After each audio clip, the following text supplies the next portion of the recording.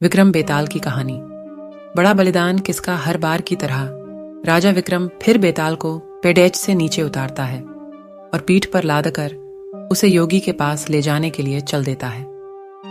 ऐसे में एक बार फिर बेताल राजा विक्रम को बोलने पर विवश करने के लिए एक नई कहानी कहना शुरू करता है। कहानी है राजा रूपसेन और अंगरक्षक वीरवर की। वर्धमान राज्य में रूपसेन नाम का एक राजा राज किया करता था। राजा बहुत ही साहसी, दयालु और न्यायप्रिय था। यही वजह थी कि केवल वर्धमान में ही नहीं बल्कि उसके राज्य से सटे सभी राज्यों में भी राजा रूपसेन के व्यक्तित्व की मिसाल दी जाती थी। एक दिन रूपसेन के दरबार में वीरवर नाम का एक व्यक्ति आया। जब राजा ने उसके आने की वजह पूछी तो वीरवर बोला, मुझे नौकरी चाहिए और मैं अंगरक्षक के तौर पर आपकी सेवा करना चाहता हूं। वीरवर की यह बात सुनकर राजा ने कहा, मैं तुम्हें अपना अंगरक्षक बना सकता हूं, लेकिन उसके लिए तुम्हें अपनी कार्यकुशलता सिद्ध करनी होगी ताकि मैं यह तय कर सकूं कि तुम मेरे अंगरक्षक बनने के लायक हो भी या नहीं। राजा की यह बात सुन वीरवर फौरन तैयार हो गया। उसने अपने बाहुबल के साथ अपना शस्त्र कौशल भी दिखाया। वीरवर की सभी विशेषताओं को देखकर राजा रूपसेन बहुत प्रभावित हुआ। राजा ने पूछा, वीरवर बताओ, अगर मैं तुम्हें अपना अंगरक्षक बनाता हूं तो तुम्हें प्रतिदिन खर्च के लिए क्या चाहिए?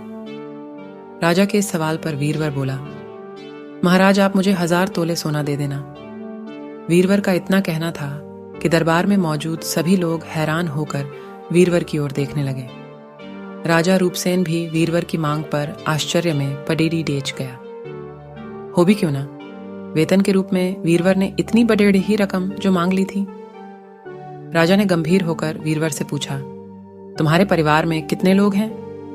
वीरवर ने उत्तर दिया, कुल 4 महाराज, मैं, मेरी पत्नी, एक बेटा और एक बेटी। वीरवर का जवाब सुन राजा ने मन ही मन सोचा कि आखिर 4 लोगों के भरण पोषण के लिए इसे इतने धन की क्या आवश्यकता। फिर कुछ सोचकर उसने वीरवर को 1000 तोला सोना प्रतिदिन बतौर खर्च देने की बात मान ली। काम सिर्फ इतना था कि उसे हर रात राजा की सुरक्षा के लिए राजा के कक्ष के बाहर पहरा देना था। राजा यह जानना चाहता था कि वीरवर इतने धन का क्या करेगा। उसने वीरवर को 1000 तोला सोना देकर रात में नौकरी पर आने को कहा और गुप्त रूप से कुछ सैनिकों को उसके पीछे लगा दिया। वीरवर नौकरी और मनचाहा वेतन पाकर बहुत खुश हुआ। वीरवर सोना लेकर खुशी खुशी घर गया और आधा सोना ब्राह्मणों में बांट दिया। बाकी जो आधा बचा उसके 2 हिस्से किए। एक हिस्सा वैरागियों, सन्यासियों और मेहमानों को दिया। फिर बचे हुए सोने से अनाज मंगाया और बढ़िया पकवान बनवाए। तैयार पकवान को पहले गरीबों को खिलाया और फिर उसके बाद जो बचा उसे अपने परिवार के साथ मिल बांट कर खाया। वीरवर की निगरानी कर रहे सैनिकों ने यह सारा नजारा देख जाकर राजा को बताया। राजा को यह जान संतोष हुआ कि उसके द्वारा दिए धन को वीरवर अच्छे काम में लगा रहा है। अब राजा को यह देखना था कि वीरवर अपने काम में कितना खरा उतरता है। वीरवर जब महल पहुंच राजा के कक्ष के बाहर पहरा देने लगा तो राजा सोया नहीं। राजा पूरी रात चुपके से जांच करता रहा कि वीरवर अपना काम कितनी ईमानदारी से करता है। राजा ने पाया कि वीरवर बिना पलक झपकाए पूरी मुस्तैदी से कक्ष के बाहर पहरा दे रहा था। वीरवर की ऐसी कर्तव्य निष्ठता देख राजा बहुत ही खुश हुआ। वीरवर प्रतिदिन इसी तरह सूरज ढलते ही महल पहुंच जाता और राजा की सुरक्षा में तैनात रहता। जब भी राजा को किसी भी चीज की जरूरत होती वीरवर हमेशा हाजिर रहता। ऐसे ही देखते देखते कई माह गुजर गए। एक रात कुछ अजीब घटना घटी। राजा ने आधी रात किसी स्त्री की रोने बिलखने की आवाज सुनी। स्त्री की आवाज सुन राजा बहुत हैरान हुआ। राजा ने वीरवर को बुलाया और कहा, जाओ और पता लगा कर आओ कि इतनी रात को कौन रो रहा है, साथ ही उसके रोने की वजह भी मालूम करना।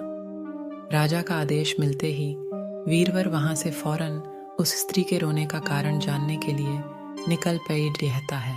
थोड़ी दूर जाने के बाद वीरवर को एक स्त्री दिखाई दी। वह स्त्री सिर से पांव तक गहनों से लदी हुई थी। वह कभी नाचती, कभी कूदती और कभी सिर पीट पीट कर रोती। यह सब देख वीरवर उस स्त्री के पास गया। उसने स्त्री के ऐसा करने के पीछे का कारण पूछा। वीरवर के पूछने पर स्त्री बोली, मैं राजलक्ष्मी हूँ। रोती इसलिए हूँ कि राजा रूपसेन की जल्द ही मौत होने वाली है। उनकी कुंडली में अकाल मृत्यु लिखी है।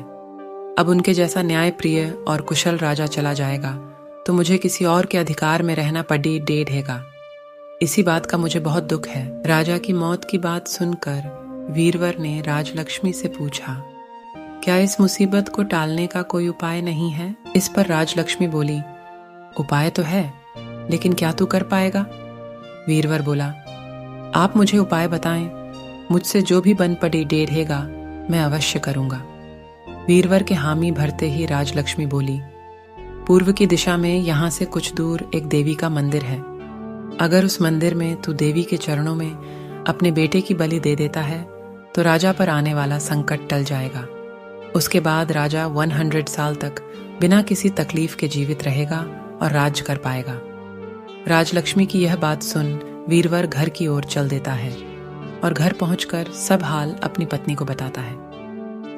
इतने में उसका बेटा और बेटी भी जग जाते हैं। जब वीरवर के बेटे को इस बारे में पता चलता है तो वह भी खुशी खुशी देवी के चरणों में बलि चढ़ने के लिए राजी हो जाता है।